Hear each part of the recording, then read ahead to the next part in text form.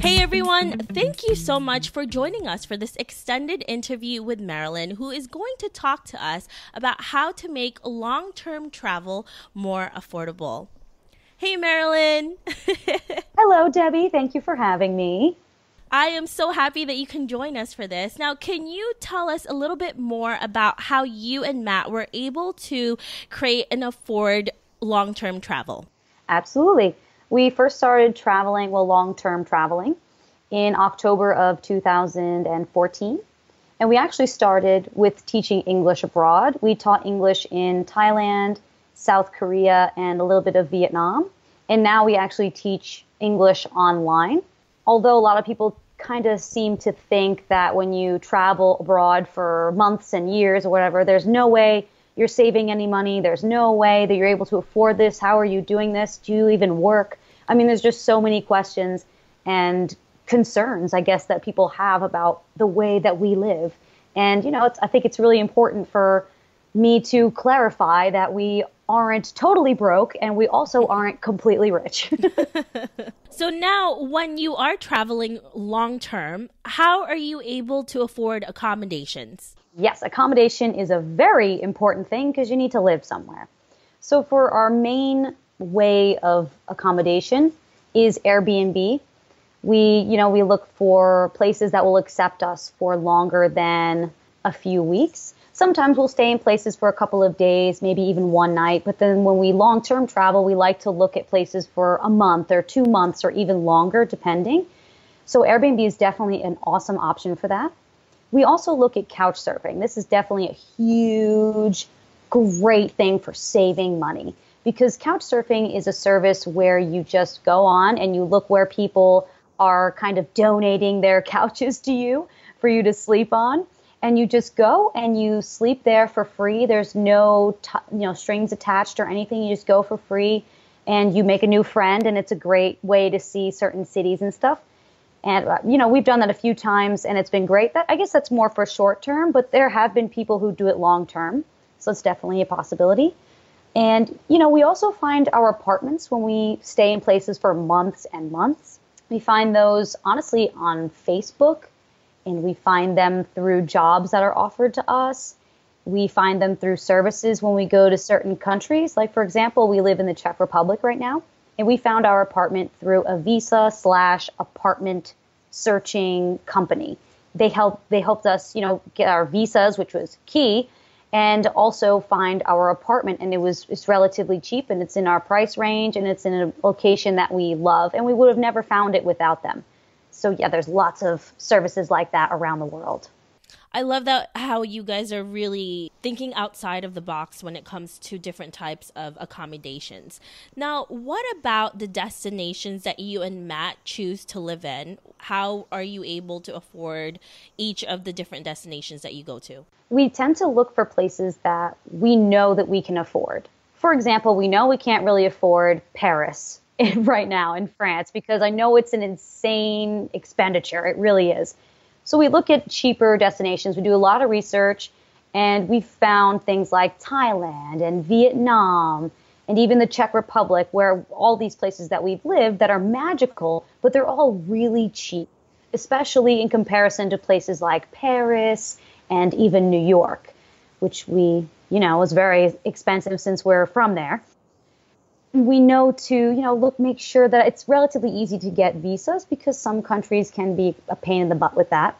And we also make sure that the rent is cheap. We look at other testimonials of other people that have lived there. We look at those. We look at how much it is to go food shopping and all sorts of things. We make sure to take into account all the things that we like to do and how expensive they are in specific places. So we really tend to aim for cheaper destinations for living. And then maybe we'll look at places around there. Maybe there's expensive places. So for example, in the Czech Republic, it's so cheap to live there. So we like to live there. But then we can take weekends or week-long trips to other places around there. So we went to Barcelona. We have plans to go to Paris, France. We want to go to England and all these places that are more expensive to live, but they're cheaper to just travel to short term. And yeah, I mean, you just have to kind of look for those cheaper destinations and live there. You'll save a lot more money that way. That's also a really great idea that you look for places that are close to certain areas that are more expensive, but it's easy for you to get there. So that's a really wonderful tip that you just gave us, Marilyn. Well, thank you. Yes, it's definitely really convenient because when you fly or even take trains or buses, it is so much cheaper than if, you're flying from New York to Europe, for example. It just makes a world of a difference. And if for example, if you fly to Southeast Asia or something, from New York, it's expensive to fly there. It really, really is. But if you plan to stay there for a good amount of time, it really, really is worth it. Because for example, in Vietnam, we were working on our computers and we were making $2,500 a month on average. And we were saving maybe $1,500 each month just because we lived in Vietnam. And it's so much cheaper to live there. Our rent was maybe $600 and we split that. Each month it was $600. Yeah, it was crazy. And we would just go out to eat and spend, I don't know, $6 all together on like these amazing meals. So it really adds up overall. If you're going to stay there for a long time, I mean, you have to look for the places that are really cheap, like Vietnam. And then you can go to Japan, which is right nearby, and it's maybe $90 one way. And, you go to Japan, it's so much more expensive, but it's really, really worth it because you're right there anyway, and you can just fly back to wherever you really live and save up some money. And it really, it all evens out and is fantastic. And you're not living in Japan, so it's not like you're going to be spending so much money in a long period of time. You're only there for a week or a weekend, so that's a great idea. Exactly. Now, talking about flights and transportation, how do you find the cheapest flights, the cheapest buses, all of those things that lets you go around the country or go in other countries? For flights, we use Skyscanner and Google Flights. And those are the best deals that we've been able to find. And you just type in your destination and where you're coming from. And you can even look at, for a Skyscanner specifically, you can compare dates and months and find which has the cheapest exact days and weeks, which are cheaper, what are the off seasons for flying in specific places. And Skyscanner is the best. I love Skyscanner. Google Flights is definitely good too, but I feel like Skyscanner just gives you so many opportunities for months and months in advance to figure out what is the cheapest date. And here it is right here. And they make it very obvious to you when they're really cheap. It's great. Yeah, I totally agree with you with Skyscanner. I go there religiously every day because I use the option that they have to travel to anywhere. And then I just literally just try to find the cheapest flight to anywhere. And that's how I actually choose the next place that I go to. So that's brilliant. I wish I thought of that. So I'm like, from New York, because right now I'm based in New York. So I'm like, from New York, where is the cheapest place to anywhere? And because my job is also really flexible and I can leave at any time, I just put it there anywhere, any months or dates. And if you're really flexible with that type of stuff, you can definitely get really cheap flights. So if you guys are flexible and you're willing to, be crazy like me or Marilyn, just look, because you never know when they have those deals, or sometimes they're mistake flights also that are out there that nobody knows about. So with all of these things that you're doing, how are you able to budget every month so that you can still have savings? And of course, you have other bills as well besides just living expenses. For what we do, budgeting is super, super important. But we are also very lazy people. We don't write it all out or anything. We just kind of eyeball it. We work and we make sure that we make at least $2,000 per month. I mean, we make our own schedule at VIP Kid. So we're able to sometimes take off and go on little adventures, and sometimes we get a little carried away with that. So we have to make sure that we make a certain amount each month. So it's either $2,000 or more each month. And from that, we know we have to pay our phone bills, we have to pay our rent, we have to pay for eating. That's pretty important. And certain little expenses too. So we try to make sure that we have enough for our main purchases, the very important things, rent, food, and all that good stuff. And then we try to make sure that we have at least $1,000 left over. I mean, that's a lot.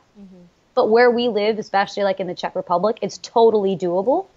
So we just take that $1,000, we save a good amount, we put a good amount into our savings accounts, and then what we have left over, we try to, have a good time and go on little adventures and go to the bars and whatever, and try and have as much fun as possible. Yeah, because if you're going to be out in a different country and you're not having fun, I mean, you may as well stay home, right? Exactly. So another question I have is that you work for a company online and then you're traveling around to different countries. How are you able to do your taxes and your visas and all of that stuff? I mean, how does that work? Very good question. There's so much information on that, but I'll try and keep it, relatively simple. So for the company that we work for, it's VIP Kid, and we teach English to students that are based in China. And in order to do this job, you have to be from Canada or the United States. You have to obviously be a native English speaker, and you have to have a bachelor's degree and just a little bit of teaching experience of some kind. So it can be a little restrictive, but for those in Canada and America, it's an amazing job. And, sometimes the visa thing can get to be a pain in the butt, because VIP Kid doesn't give any visa stuff, and it's kind of sad. And they also don't take out taxes, so you kind of have to figure that out on your own. So for right now in the Czech Republic, because we live there, we have to pay taxes. We pay taxes every month for health and social insurance, which is great. We have health insurance. Woohoo! So we pay those monthly, and at the end of the year, we also pay taxes for other nonsense. And I think that even though we live in the Czech Republic, we also have to pay a little bit of taxes in the U.S. So this is kind of new to us, and we'll have to see where it takes us. But we know that we have to pay taxes both in the Czech Republic and in the U.S., and we're going to get an accountant that will help us with both countries. So it can be a little bit annoying, but it's totally worth it in the end for us, I think. I mean, it has to be like that for every country, right? You need to pay taxes in the country that you're living in, and then in the United States as well. So that's every country that you go to, you have to pay both of the taxes. Yes. It also depends on how long you plan on staying in countries. So, for example, in the Czech Republic, we're staying for 1 year. We have these legitimate visas, so of course we have to pay taxes. However, for example, in Southeast Asia, we stayed in Vietnam for 7 months, but they only administer visas, tourist visas, for 3 months. But you can just hop over to the Cambodian border when your 3 months is up and get a new visa coming back in, same day, couple hours, and you're done. And then that way you can do that forever and no one will say anything, which is pretty wild. And a lot of expats do that. And we did it I think we did it twice. So because we were there for 7 months. And you can definitely do it and no one questions you, and you don't have to pay taxes in Vietnam. Yeah, that's a great idea. And then how long do you have to stay in that other country until you can go back? We only stayed in Cambodia, not even for a night. We were there for 2 hours. Well, that's awesome. But everyone, I'm sure it's different with each country, so make sure you check on that. Absolutely. Good point. Thank you so much, Marilyn, for all of this incredible information on long-term travel and affordability. We really appreciate all of that. You're very welcome. I hope that I helped out any listeners out there that had big questions. You helped me, so. Hooray! That's one person. So if we want to know more about you and what you and Matt are doing, where can we find you? You can find us at our website, our blog, which is www.wordswithwinos.com. You can find us on Facebook, Twitter, Instagram, and Pinterest. And we're also on Stitcher and on iTunes with our podcast. Wonderful. Thank you so much, Marilyn. Yay. Thank you very much, Debbie. I had a great time. Thanks for joining me on this extended interview. Don't forget to subscribe and leave a review on iTunes.